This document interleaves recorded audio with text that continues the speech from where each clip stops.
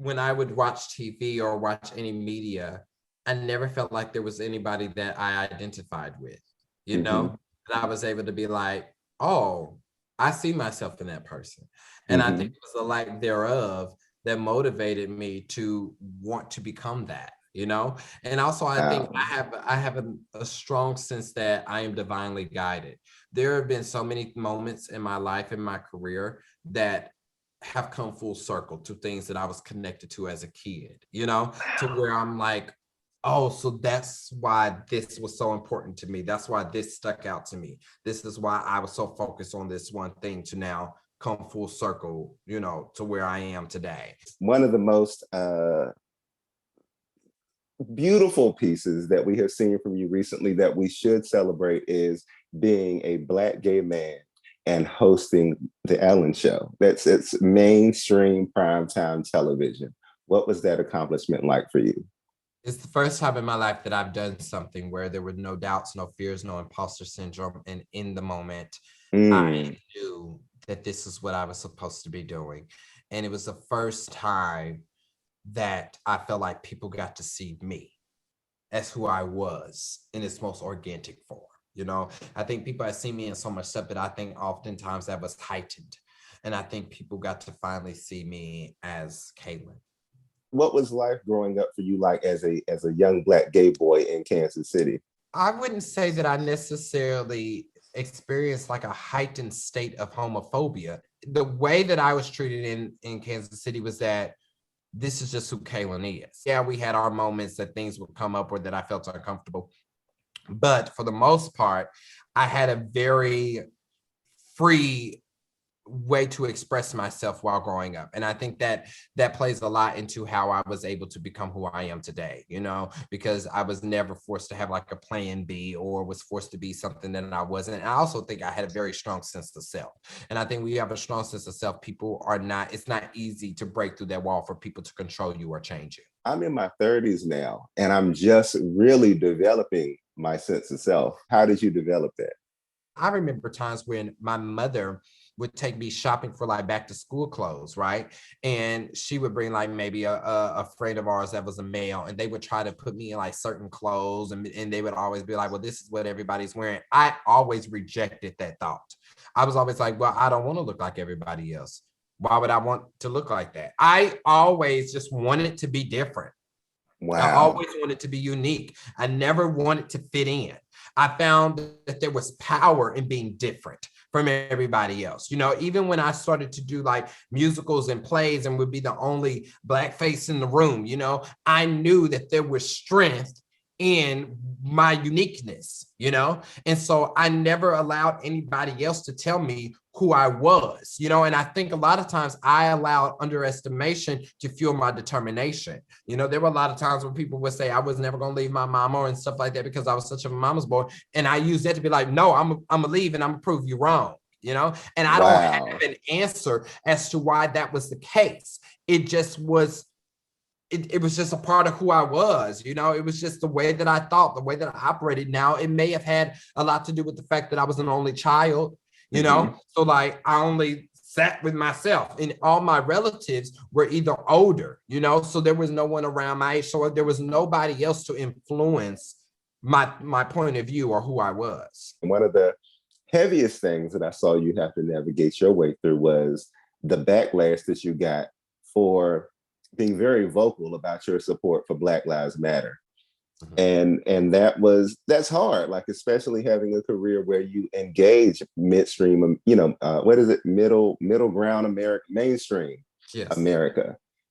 How is it navigating that and speaking out, but also maintaining your level of authenticity? There was a period in time where I would see a lot of comments or conversations about me from like the Black gay community, you Mm, know, and comparing me to other people within the industry that I necessarily did not identify with or felt like I was like them. And I understood though that those critiques were coming primarily from my proximity to whiteness. And I think mm, as someone that was a college student and started the career and very much was just kind of figuring it out, I realized that maybe I wasn't championing enough, or that I wasn't being a voice enough for us, and maybe I wasn't making that priority. And maybe the critique was more so they were expecting me to be like the other people within the industry that don't necessarily do a lot of outreach and don't do a lot of, trying to bring up, our brothers and sisters within the community and stuff like that. And I think seeing that, and then seeing everything that was happening with the Black Lives Matter, I knew where I wanted to be. Right. I knew who I wanted my fan base to be. I knew who I wanted it to be proud of me, And I knew in the long run, I knew who was going to be by my side, Yeah. And I knew that it was the people that looked like me and that identified with who I was that were going to be my ride or dies, even if Come on now. And so I had to make the choice to be more vocal and to be more upfront about it at all times, And so that was the choice that I made.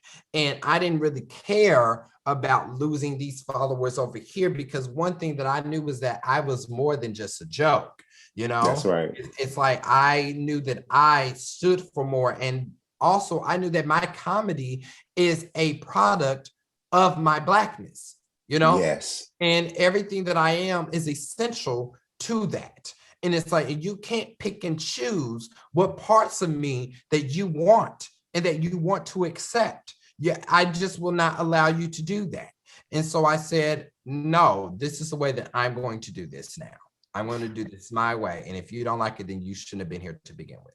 Our community still feels that you can't be both. So how have you navigated that, and what do you have to say to our community about it? Don't let anybody tell you that you can't be both. That's I'm right. always both. I'm always everything all at once.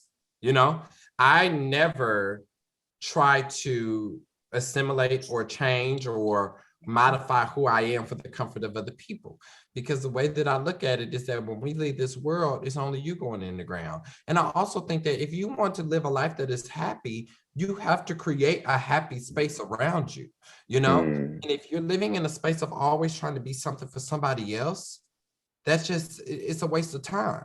And then you're going to end up losing who you are in the midst of it. So I think what happens is that you have to decide what is worth, Like, is it worth you sacrificing who you are so that other people like you or feel comfortable? Or is it more important for you to like who you are, accept who you are fully, and then surround yourself with the people and the experiences and the things that will accept you fully? Because what I learned was that I was trying to let a lot of pieces fit into my puzzle that didn't fit. I was trying to turn and twist and make them fit when they didn't, because I believe that if this is who I am, this is what I look like, then these are the kind of connections I'm supposed to have, And I don't want that. I think you see that especially in LA, Like everybody look the same. Everybody do the same thing, I don't want to be that. I don't want to be a follower. I want to be an individual. Kalen also offers life coaching classes, and so you can contact. I appreciate you to strengthen your courage to be who you are, and like you said, not be afraid to be who you are. It's a rarity now. Right. And so I'm really happy that you have that, you stand in it, and you represent our community so beautifully and so well. Thank you for taking the time out for us. Of course, Sampson, this was an absolute pleasure.